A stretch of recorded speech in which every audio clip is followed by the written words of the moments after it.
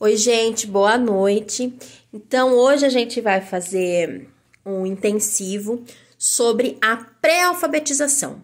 Tudo que o professor ou pai precisa saber antes de alfabetizar um aluno, tá? Sabendo que todo aluno tem um processo evolutivo, tanto cognitivo quanto motor, antes de ser alfabetizado. Tá bom? Eu recebo muitos pais que às vezes as crianças estão com 8, com 9 anos e que ainda não estão alfabetizados e eles querem que da noite pro dia a criança aprenda a ler e a escrever. Gente, não é assim, tá? Toda criança, sim, ela tem um processo de evolução, só que se uma criança não foi estimulada corretamente na idade certa, não adianta os pais quererem que o professor, ou terapeuta, psicopedagogo, recupere em 1 ano o que era para ter sido feito em 8 anos, tá?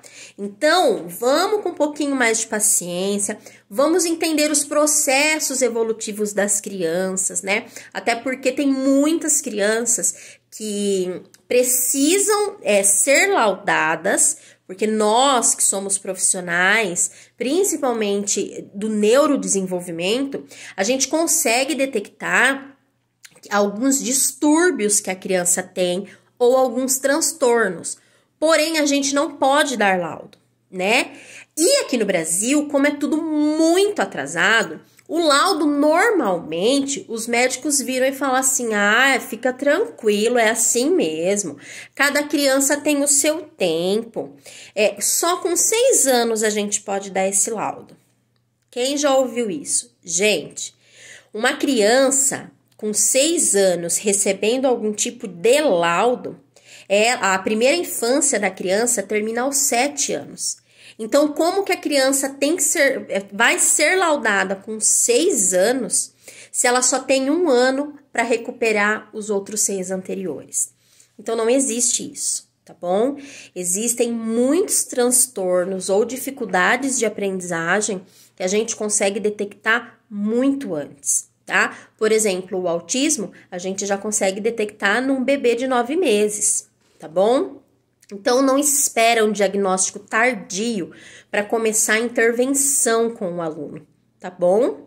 Sempre tendo muito conhecimento, procurando pesquisar para não interferir da maneira errada. Porque se você, profissional, fizer tudo na base do olho e você interferir num aluno de uma maneira errada, do mesmo jeito que você pode modificar a massa dele encefálica para o bem, se você intervir de uma maneira errada, você também pode modificar essa massa encefálica para o lado ruim e acabar atrasando o processo de alfabetização desse aluno. Por isso que é muito importante as especializações, você ler pesquisas, embasamentos científicos, para que você tenha a plena certeza da onde você está interferindo no aluno, tá bom? Então, vamos lá.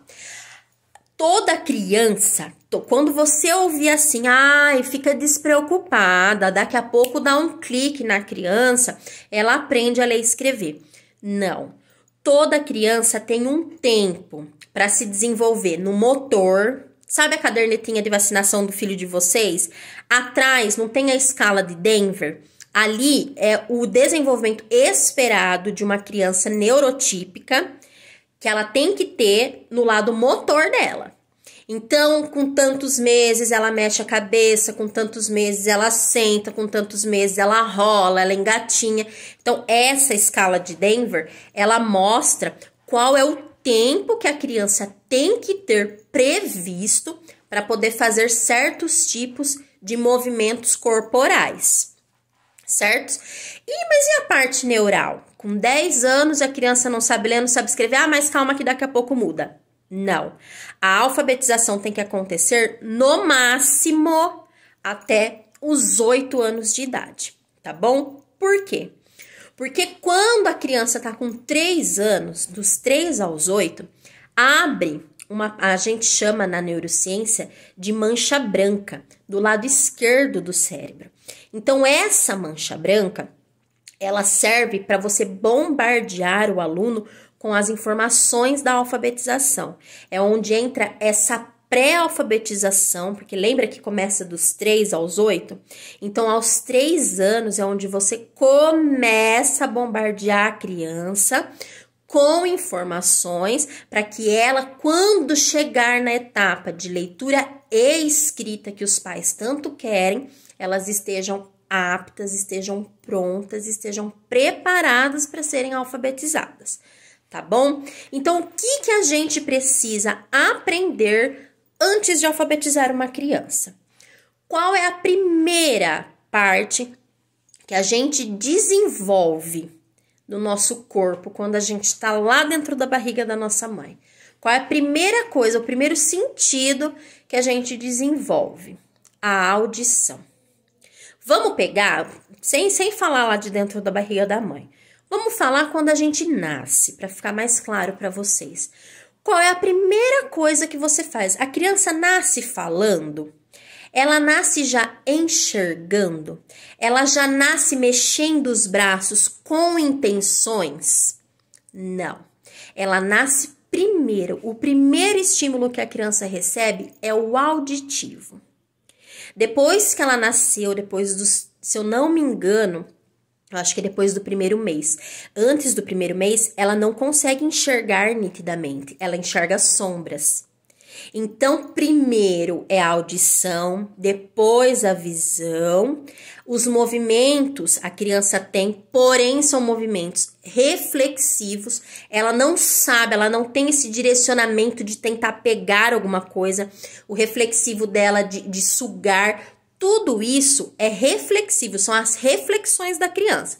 Então, primeiro ela ouve, depois ela enxerga, depois ela começa a ter os movimentos motores reflexivos e passa a ter eles com intenção quando ela já tá lá com 5, 6 meses, que ela já começa a querer buscar os brinquedinhos que ficam pendurados e querer pôr na boca, aquela fase lá que tudo que a criança vê na frente ela põe na boca.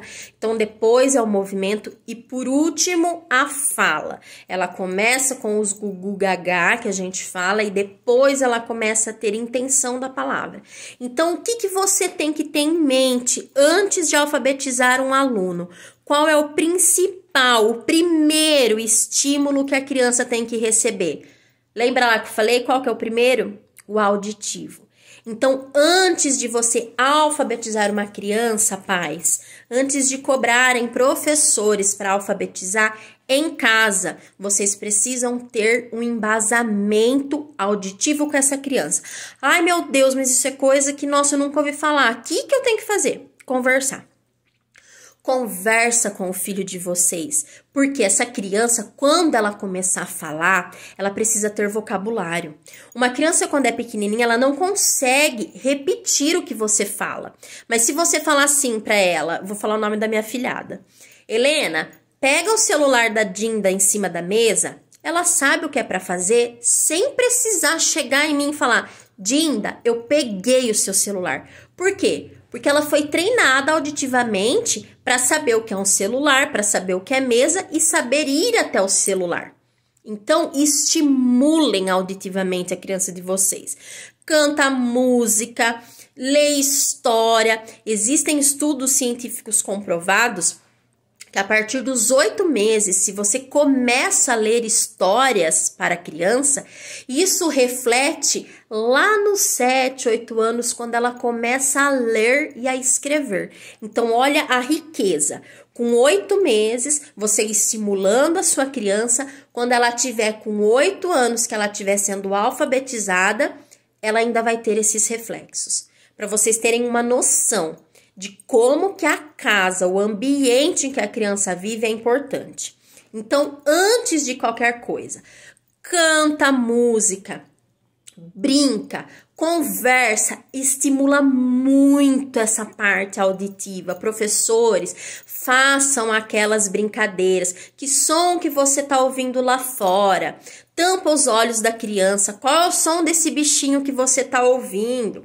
a criança vai falar, brinca fica atrás da criança e faz barulho de um lado, para ver se a criança sabe que lado que tá vindo esse barulho, faz barulho de choro, faz barulho de risada, faz barulho de palma, pede pra criança ir falando. O que a tia tá fazendo agora?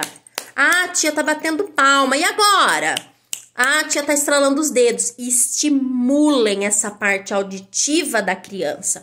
Por quê? Se essa parte não for bem estimulada, quando é criança, quando chegar lá na parte de alfabetização, que vocês forem alfabetizar, que vocês entrarem com consciência fonológica, rima e tudo mais que eu vou explicar lá na frente, a criança não vai estar entendendo nada.